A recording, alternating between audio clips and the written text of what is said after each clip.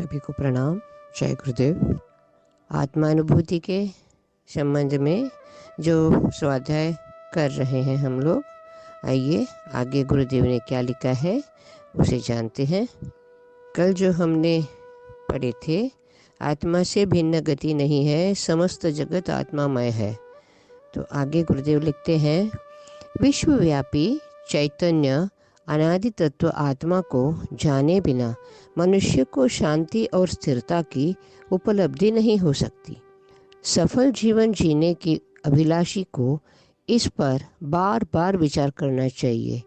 प्राचीन धर्म ग्रंथ, सृष्टि और आध्यात्म की खोज करनी चाहिए। अपने आप को पहचानने के लिए अपनी आत्मा, मनोवृत्तियाँ, स्वभाव तथा विचारों का निरीक्षण करना चाहिए। आत्मभाव जागृत करने के लिए सुंदर पुस्तकों का स्वाध्याय करना चाहिए। यहाँ गुरुदेव स्वाध्याय की सच्ची किस तरह से होना है, स्वाध्याय की क्या ज़रूरत क्यों है, इसे अच्छी तरह से समझा रहे हैं। स्वाध्याय क्यों, वो भी किस किताबों की? क्योंकि अपने आप की पहचान हमें चाहिए। हम अपने आप को पहचान बिना ही रहते हैं। आगे गुरुदेव लिखते हैं, आत्मा के साथ जन्म मरण, सुख दुख, भोग रोग आदि की जो अनेक विलक्षणताएं विद्यमान है, वह मनुष्य को यह सोचने के लिए विवश करती है कि खा पीकर इंद्रियों के भोग कर दिन पूरे कर लेना मात्र जिंदगी का उद्देश्य नहीं है। रूप और शारीरिक सौंदर्य को झिलमिली में शरीर और प्राण के अनुपम संयोग की स्थिति को दूषित किया जाना किसी भी तरफ भला नहीं है। खाना पीना, इंद्रियों का भोग करते हुए पूरा जीवन जी लेना, ये जीवन का उद्देश्य तो नहीं है। और एक बात गुरुदेव कहते हैं, शारीरिक सौंदर्य और उसके साथ साथ जो शारीरिक सौंदर्य की जो हमारी झिलमिली होती है, मतलब जो एक अपनी एक चहक होती है, उससे शरीर और प्राण के संयोग को, हम उस स्थिति को दूषित नहीं करना चाहिए। आत्मानुभूति ही हमारा लक्ष्य है। यह स्थिति होने से क्या होता है, हमारी कहीं पर भला नहीं होती है, ना इहलोक में ना परलोक में। आगे कहते हैं गुरुदेव, यह अमूल्य मानव जीवन पाकर भी यदि आत्मकल्याण न किया जा सका तो न जाने कितने वर्षों तक फिर अनेक कष्ट साध्य योनियों में भटकना पड़ेगा। जिसे ऐसे बुद्धि मिल जाए, उसे अपने आप को परमात्मा का कृपा पात्र ही समझना चाहिए। आत्मज्ञान प्राप्त करने से मानव जीवन धन्य हो जाता है। मनुष्य जीवन क्यों पाते हैं? एकमात्र जीव में, सारे जीव में मनुष्य जीव ही ऐसा है जिसे इंटेलेक्ट है, जिसे बुद्धिजीवी कहा जाता है, जो सोचने की क्षमता और विवेकवान बनने की क्षमता रखते हैं। अगर इतने मुश्किल पार करके, इतने सारे योनियों की कष्ट पार करके जब मनुष्य जीवन मिला है, उसे तो सही रूप से इस्तेमाल करना हमारी कर्तव्य बन जाती है आत्मा की प्रगति के लिए। अगर हम नहीं करते हैं, अगर हम चूक जाते हैं, तो देखिए यहाँ पर फिर से हमें वही जो रिसाइकलिंग कहते हैं ना, उसी स्तर पे कष्टदायी जीवन कई योनियों से भटकते हुए आना पड़ेगा। मनुष्य दैवी अंश युक्त है, सत्य चित आनंद स्वरूप है। निष्फलता, दुख, रोग, शोक तो निम्न विचारों, दूषित कल्पनाओं तथा भोगवादी दृष्टिकोण के फलस्वरूप पैदा होते हैं। अन्यथा इन अभावों का इस जीवन से क्या प्रयोजन? अब ये हमारे सत्यचित आनंद स्वरूप मनुष्य, जो दैवी शक्ति के अंश है, उसके पास निष्फलता, दुख, रोग, शोक इस तरह के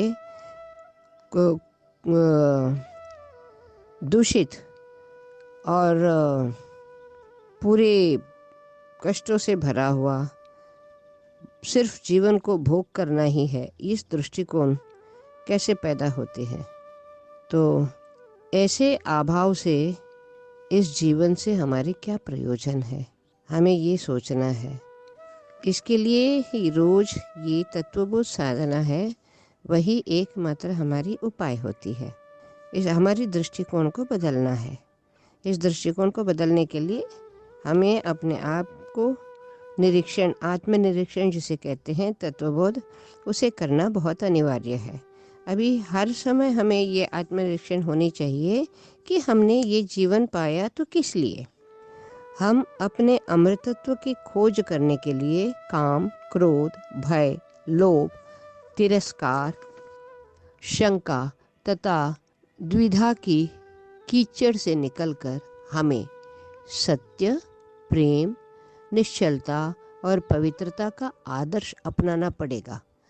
उत्कृष्ट, स्वस्थ तथा दिव्य विचारों का वर्णन करना होगा। आत्मा अत्यंत विशाल और शक्तिशाली है। उसे प्राप्त करने के लिए, उसमें विलय होने के लिए हमें भी उतना ही निर्मल, हितकारक तथा विस्तृत बनना होगा। जिस दिन ऐसी स्थिति बना लेंगे, उस दिन किसी तरह की कमी महसूस नहीं होगी। सारा जीवन शक्ति और सौंदर्य से भर जाएगा। उसे प्राप्त करने पर ही हमारा जीवन सफल होता है। हम अपने भीतर छिपी हुई आत्मा को ढूंढने का प्रयास करें, तब वह सब कुछ प्राप्त कर सकते हैं जिसकी तलाश में हमें निरंतर भटकना और जिसके अभाव में सदा दुखी रहना पड़ता है। अब यहाँ इतना सुंदर गुरुदेव कहते हैं, हमारे आत्मा कितनी विशाल और शक्तिशाली है। उसे विलय होने से क्या होता है, जो इहलोक में भी हम जिस काम, मोह, वासना के पीछे पड़े रहते हैं, जिसे हम सीमित सुख है, उसी को असीम समझ बैठे हैं। हालांकि हम अगर अपने आत्मा को ढूंढने का प्रयास करें साधना द्वारा, तो जिसके तलाश में, जिस सतचित आनंद के तलाश में, तो इस जीवन में सब भोग पदार्थों को, अस्थाई खुशियों को हम सच मान बैठते हैं, वहाँ से आगे बढ़कर हमें स्थायी आनंद और एक अच्छे जीवन, यहाँ इस लोक में भी एक सुंदर जीवन जीने की सबसे पहले मौका वही ईश्वर अंश देती है। हर बार गुरुदेव कहते हैं, गीता में भी कहा जाता है, भगवान का भंडार भरा है, देने के लिए भगवान तैयार भी है, लेने की पात्रता हम पर है। हम पात्रता को विकास करें तो हम भरपूर आनंद उठा सकते हैं। धन, धान्य, यश और शौर्य सब कुछ पा सकते हैं इस लोक में भोग करने के लिए। तभी मिलता है जब हम उसका पात्रता का विकास करते हैं। अगर पात्रता विकास नहीं कर पाते हैं, जो है उसी में हमारे अंदर क्या और इस और का लोभ, फिर वहाँ से मोह एक एक करके दुखदाई स्तर पे हमें लेते चली जाती है। आइए हमारे अंदर अपने आप रोज रोज निरंतर हम किस लिए इस जीवन पाए हैं, इसके खोज रहे और अनुभूति आत्मा की हम पाए, ऐसे प्रार्थना के साथ माँ भगवती के चरण में आज का स्वाध्याय को सौंपते हैं।